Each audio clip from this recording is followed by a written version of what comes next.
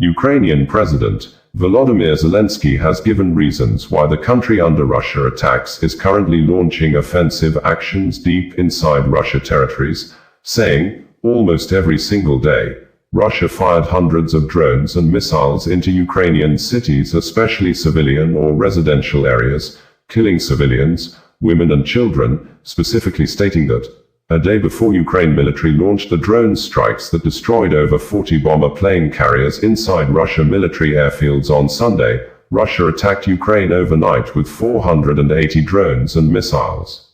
Zelenskyy stated this while responding to questions from journalists who engaged him via online video call.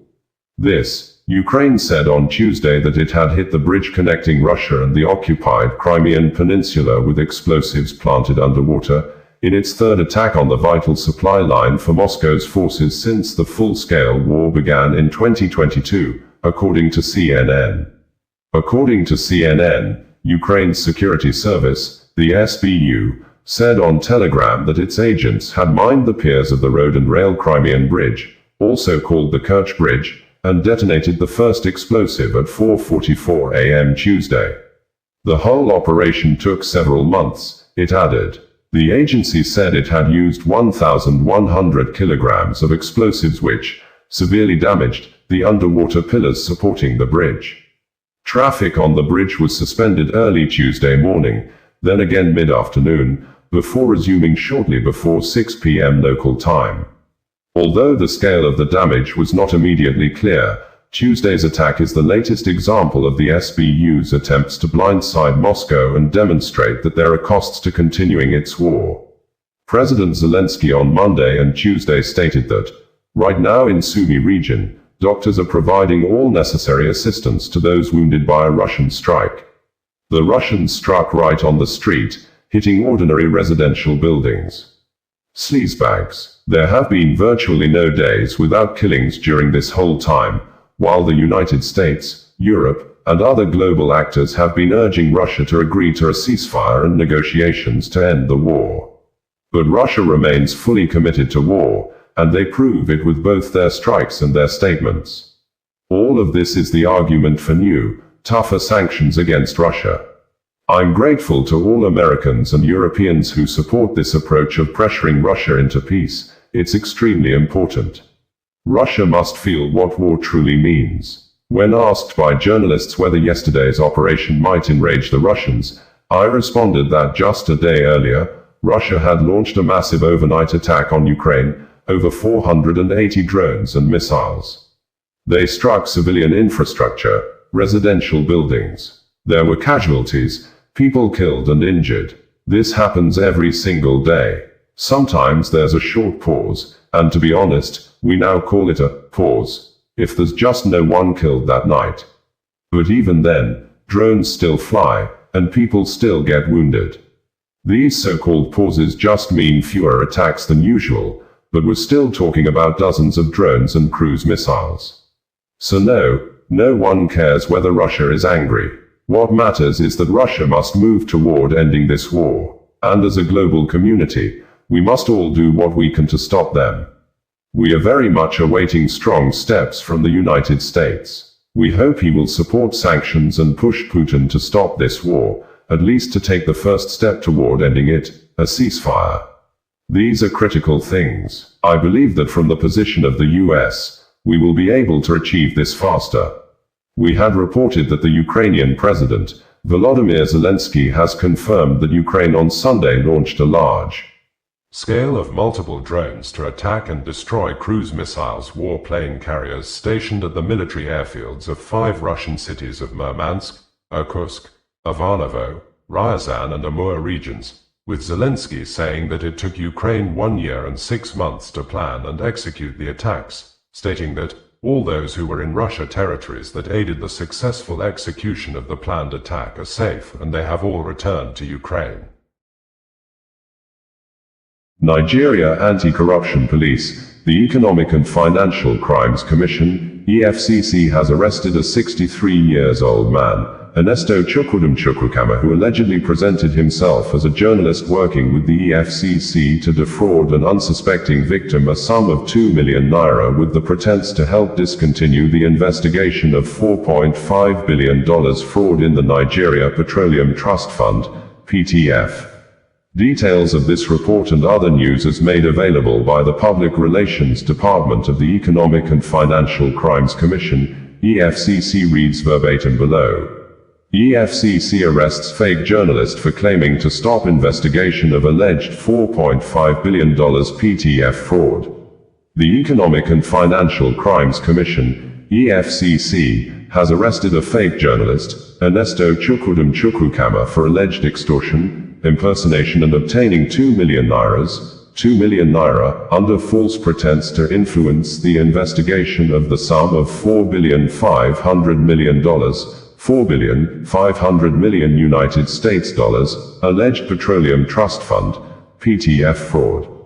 Chukwukama, 63, was arrested for allegedly threatening the life of a petitioner and receiving financial inducement from him to stop the investigation of $4.5 billion alleged Petroleum Trust Fund, PTF fraud.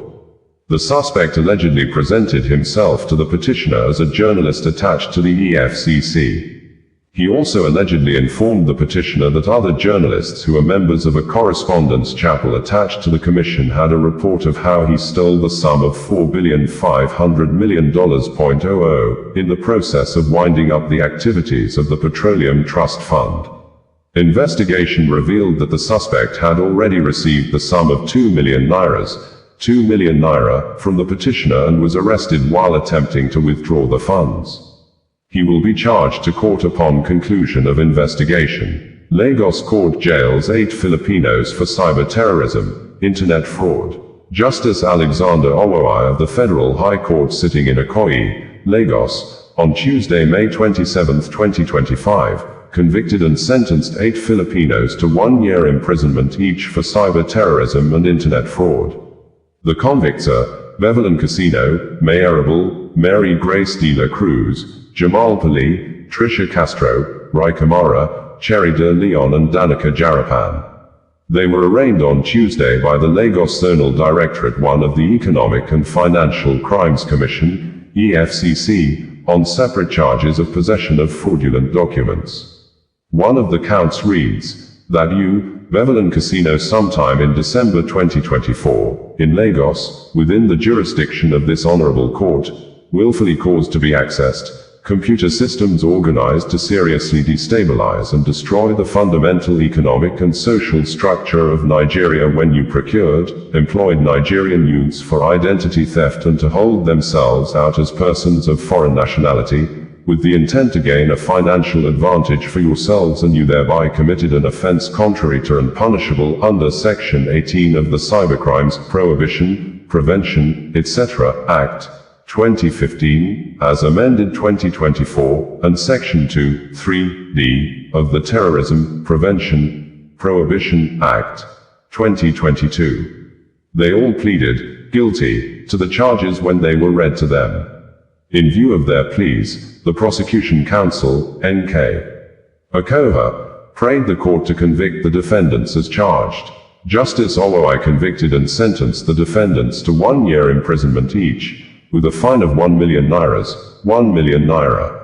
The judge also ordered the Controller General of the Nigeria Immigration Service (NIS) to ensure that the convicts are repatriated to their country of origin within 7 days upon completion of their sentences. The devices recovered from the defendants were also ordered forfeited to the federal government of Nigeria.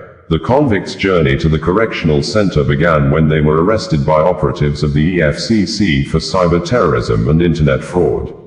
They are among the 792 suspects rounded up in December 2024 in Victoria Island, Lagos.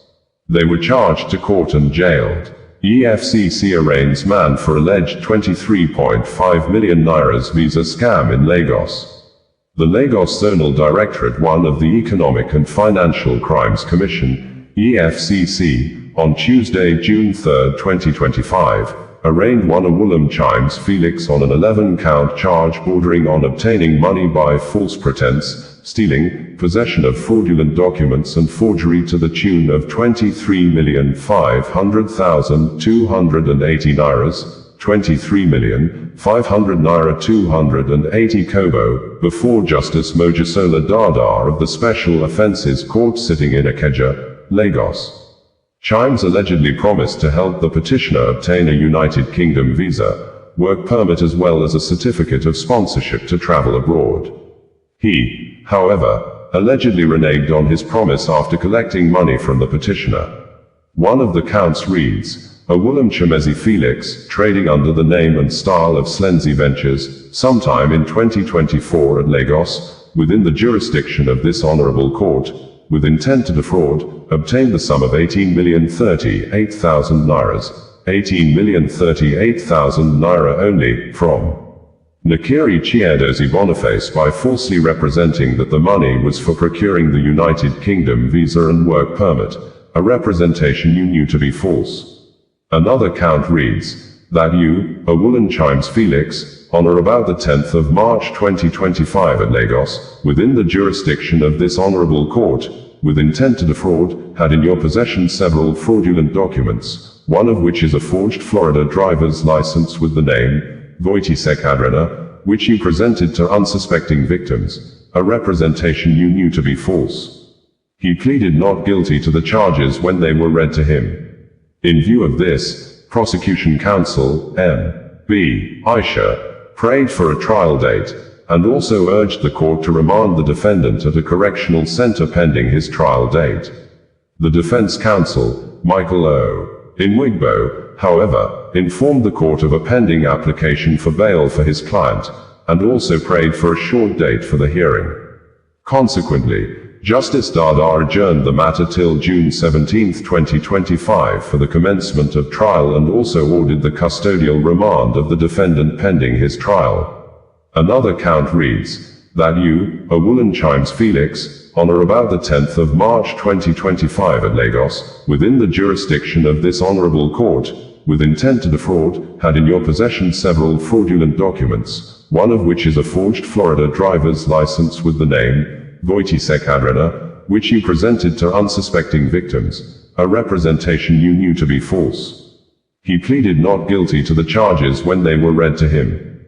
In view of this, prosecution counsel, M.B. Aisha, prayed for a trial date, and also urged the court to remand the defendant at a correctional center pending his trial date.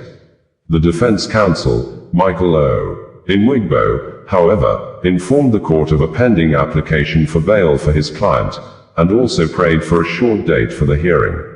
Consequently, Justice Dada adjourned the matter till June 17, 2025 for the commencement of trial and also ordered the custodial remand of the defendant pending his trial. Benue State Governor, Reverend Father Hyacinth Normamalia has confirmed the killing of 23 persons by herdsmen who invaded the Naka community and other communities in Apa and GWA West local government areas on Sunday. The governor, in a statement he issued on his personal X social media profile, said, the attacks on the locals were unprovoked.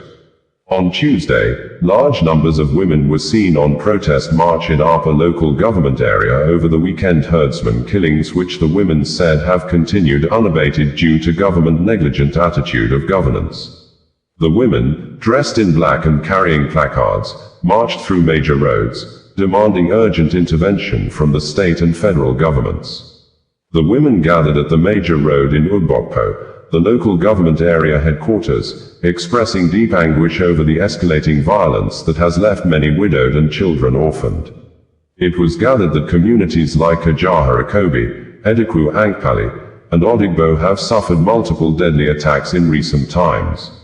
Protesting with one of the placard inscriptions, Voice of the Hopeless Women, the women presented a letter at the local government headquarters detailing their pain over what they described as relentless assaults on their families, homes, and farmlands. Benue State Governor, Hyacinth Normamalia in a statement stated that, it is with a heavy heart that I confirm the loss of 23 innocent lives, 12 in Apa and 11 in GWA West local government areas, due to brutal and unprovoked attacks. These killings are unacceptable, and as your governor, I will not sit idle while our communities are turned into killing fields. Following an emergency Security Council meeting this morning at Government House, I have ordered joint security forces to immediately move into the affected areas and beyond. Their mission is clear: stop the violence, sweep the communities, and restore peace. This government stands firmly with every grieving family and displaced resident. We are mobilizing every available resource to protect lives and bring those responsible for these heinous acts to justice. More updates will follow as our security teams are on the ground. I urge all citizens to remain vigilant and cooperate with security operatives as they carry out the duty. Benue State Police Command of the Nigeria Police Force, in a statement on Monday, said that the Commissioner of Police in the state has redeployed and relocated some of its top officers to the affected communities with a mandate to restore peace and order and as well arrest perpetrators of the crime. The Benue State Police Command, under the leadership of CP Emeneria Fanyi, has deployed resources to flashpoints in the state including Apa and GW West local government areas where 10 and 12 persons lost their lives respectively and 5 others were hospitalized. In the last 1 month, personnel posted to these areas have been contending with these attackers and have suppressed them in most areas. Unfortunately, these drowning bandits searched for vulnerable persons and attacked them, killing some persons on the 1st of June 2025. However, the CP assures affected communities of his resolve to fight these attackers till they submit to the rule of law. He has deployed additional police officers to beef up security and mandated them arrest offenders and prevent such unprovoked attacks. The CP commiserates with families and friends of the deceased and redeploys personnel to cover up entries and exits to flashpoints, the police stated as contained in the press release signed and made available by DSP Udom Ede, the police command public relations officer. Meanwhile, the former Anambra State Governor and former presidential candidate of Labour Party. In the last concluded Nigeria general elections, Peter Obi, in a statement some days ago, blamed the continued killings and high level of insecurity in Nigeria on leadership failure. He said, "The news of the continued senseless killings that have gripped parts of Taraba, Benue, and Kogi states in recent times is heartbreaking. What we are witnessing is not merely violence. It is a failure of leadership and a gaping wound in the soul of our nation." In recent months, a wave of violence has devastated communities across Taraba, Benue, and Kogi, claiming countless lives and wiping out families.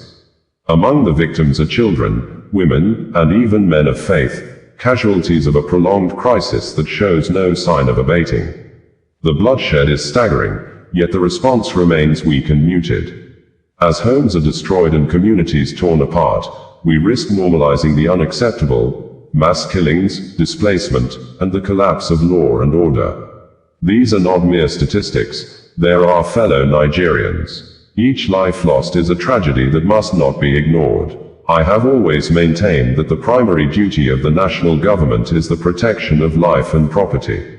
When this duty is repeatedly ignored, when innocent citizens are butchered and nothing changes, we must ask ourselves, what kind of nation are we building?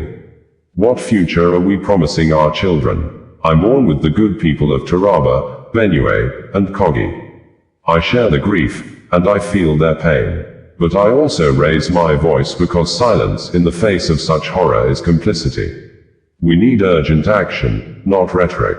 We need justice, not excuses. We as leaders must value human life and will defend it with everything we have. Nigeria cannot continue like this. This is not the Nigeria we deserve. We must end this bloodshed. We must reclaim our humanity, Peter Obi stated. Osazuwa Connedo, bringing you the news in a more digital way.